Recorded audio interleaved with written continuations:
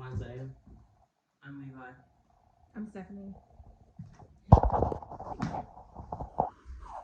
My name is Ian Bowman.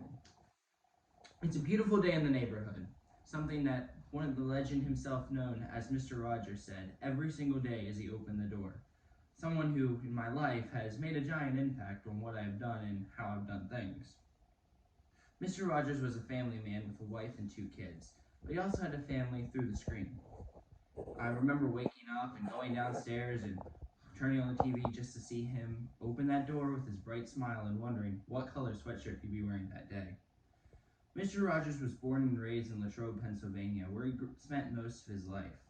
He went to college in Roland College in Water Park, Florida, where he got his composition degree. When he came back home on his senior year, he noticed there was a new addition to the family, and man was he excited to see it. A brand new television in his parents' room, and this is where he started his career of becoming a TV host.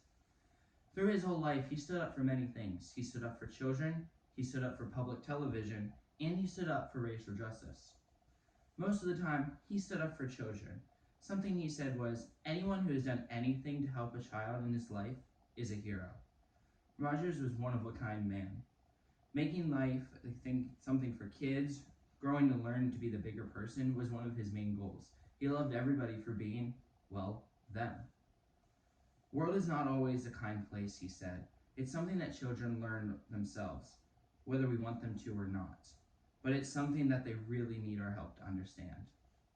Which is partly why he stood up for public television. He wanted a safe place for children to be able to learn and grow. He worried about the violence that was on TV around his time. He stood up for a public broadcasting system, which you all might know more as PBS, talking about the importance of children in amazing ways. In a HuffPost says this, he talked about what he hoped to accomplish with his show. He used it and said it to help children, to learn deal with their problems in a healthy manner, to install a sense of confidence in the kids he worked with and who worked with him. The final thing he really stood up for was racial justice. See, during his time, there was a lot of segregation between African Americans and white people, who could sit where and who was allowed to be where, like pools. An article from the biography says this, Rogers invited Officer Clemens, a black police officer, to the show, to join him and cool his feet. When a small plastic wading pool, Clemens sat down and placed his feet right beside Rogers. This broke the color barrier. Asking a cop into a pool is not something that you typically did, but the impact it had across the nation was amazing. I believe if we were to ask him what he would say about that and how the impact was on him to this day, I believe he would say something like this.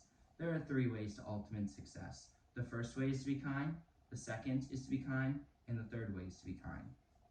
Through his life, Mr. Rogers won many awards.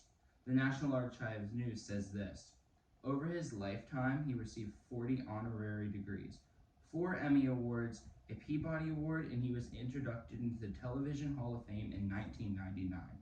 He was recognized for 2 congressional resolutions in 2003. Mr. Rogers was someone who looked at the camera and looked at the hearts of the people.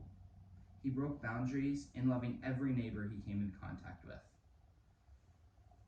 Something he said that really stuck to me was this.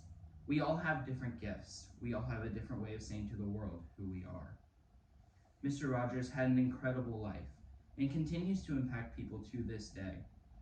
Even though he died before I was born, he still made a giant impact on me and who I was. When living, Mr. Rogers never asked what gain he could do for himself, but rather, what gain could he give you and to others? So to him, thank you. And what better way to end this speech than by saying something that I know he would always say. So long, neighbor. Thank you.